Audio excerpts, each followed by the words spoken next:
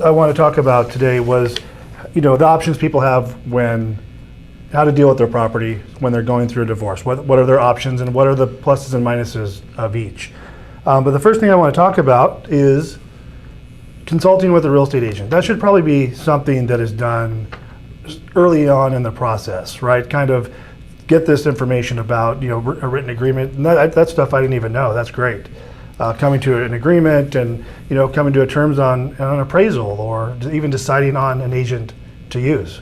It's funny, a bankruptcy attorney said something really valuable when I was speaking with him. We just came out of this big foreclosure short sale market. Mm-hmm.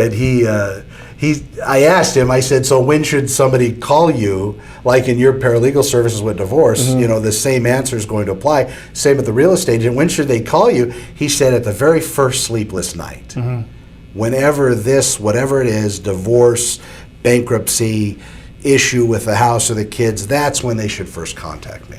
So at the very beginning, whenever you're speaking about divorce, that first sleepless night, they should be making a few phone calls, mm-hmm. Talking to the paralegal to get the divorce started, if in fact that's what they decide.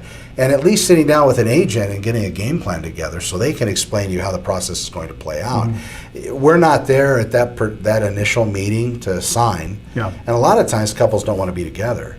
That's another thing that should be asked by that real estate agent, because some of them, they get together and it's like, throwing chlorine and oil. I mean, the thing just goes nuts and blows up and everything else.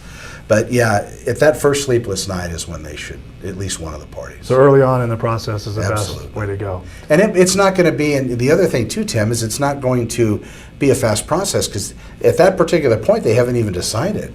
And I would say probably 70 or 80% at that point aren't even going to go through with it, mm-hmm. at least within the next year.